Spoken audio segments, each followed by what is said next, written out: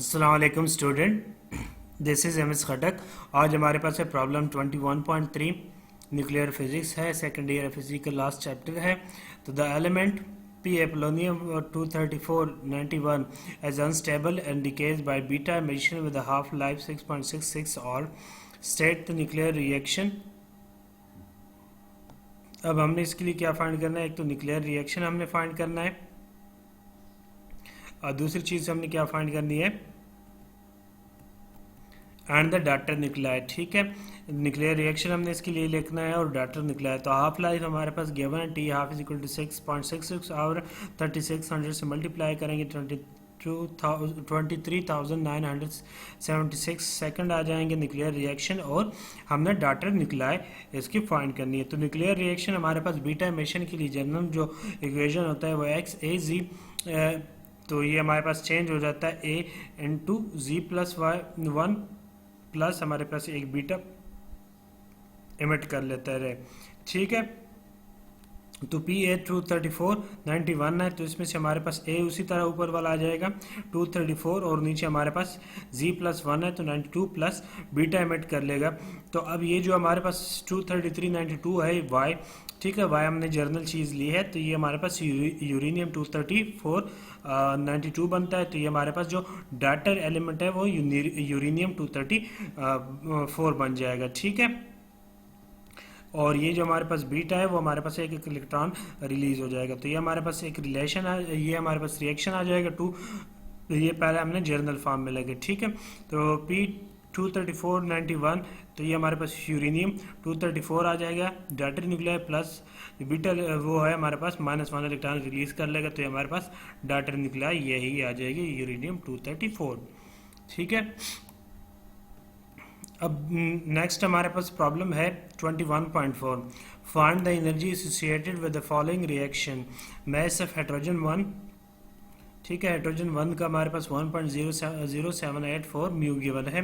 तो ये हमारे पास रिएक्शन गिवन है, नाइट्रोजन है, हीलियम है, वो ऑक्सीजन और जो हाइड्रोजन का पहला आइसोटोप है उसमें चेंज हो रहा है। ठीक है, तो एनर्जी इसके साथ जो एसोसिएट है उसको हमने फाइंड करना है। तो for energy associated with reaction हमारे पास डेल ई होता है, और उसका जो फार्मूला हमारे पास होता है वो क्या होता है, डेल ई इज इक्वल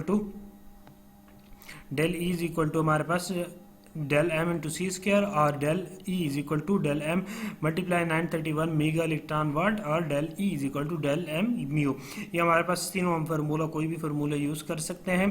तो जिस तरह हमने आंसर निकालना हो, किलोग्राम में निकालना हो तो ये वाला फार्मूला यूज़ करेंगे, ये हमारा मेगा इलेक्ट्रॉन वाट में ये वाला, या म्यू की फॉर्म में निकालना हो एज ए यूनिट हमारे पास म्यू आना चाहिए, तो ये हम ये वाला फार्मूला यूज़ कर सकते हैं। तो देखते हैं हमारे पास नाइट्रोजन 14 7 मल्टीप्लाई हीलियम 4 और ये ऑक्सीजन 17 में, और हाइड्रोजन 1 प्लस हमारे पास हीट या एनर्जी हमारे पास जल के रिलीज हो जाते हैं।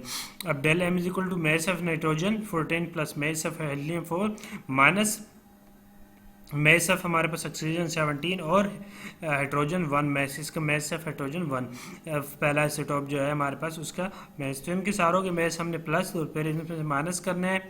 ठीक है, यानी जो हमारे पास रिएक्टेंट के है उसमें प्लस करके जो प्रोडक्ट्स जो आ रहे हैं उसमें से माइनस करने हैं। ठीक है, उसकी जो मैसेज है वो हमने माइनस करने हैं। तो ये हमारे पास सारी कांस्टेंट वैल्यू ये आपको याद रखनी है, क्वेश्चन में गिवन नहीं है। तो मैस ऑफ नाइट्रोजन हमारे पास 14.0031 म्यू है, हीलियम का 4 है म्यू, और ऑक्सीजन का 16.99 है, और हमारे पास हीलियम हाइड्रोजन जो है 1.0073 म्यू है। ठीक है, तो हम ये हमारे पास पहला नाइट्रोजन है फिर हीलियम है, तो 14.0031 प्लस 4.00264 माइनस करेंगे 16.99 ऑक्सीजन का और प्लस हाइड्रोजन का 1.0073। अब ये इसको हमने प्लस किया और इस वैल्यू को हमने प्लस किया, और ये हमारे पास जो वैल्यू आ गई इसमें से ये हमने माइनस किया 18.00574 माइनस 18.0069।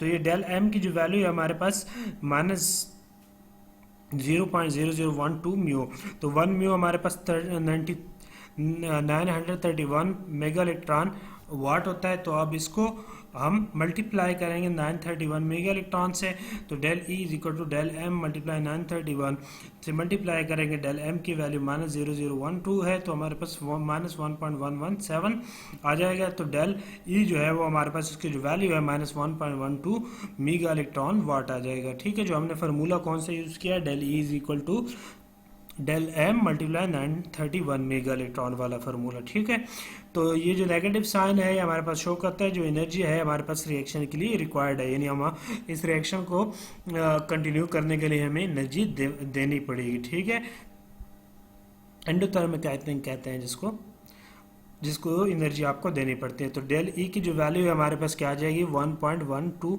मेगा इलेक्ट्रॉन वाट। ठीक है, तो ये थे आज के हमारे पास प्रॉब्लम। नेक्स्ट प्रॉब्लम इंशाल्लाह नेक्स्ट वीडियो में। अगर आपको बाकी जितने पिछले चैप्टर्स हैं उनके प्रॉब्लम देखने हैं तो सारों की लिंक डिस्क्रिप्शन में गिवन है, आप लिंक वहाँ से आसानी से किसी भी चैप्टर के लिंक पे क्लिक करके आप किसी भी प्रॉब्लम को देख सकते हैं। तो आज के लिए इतना काफ़ी। Thanks for watching.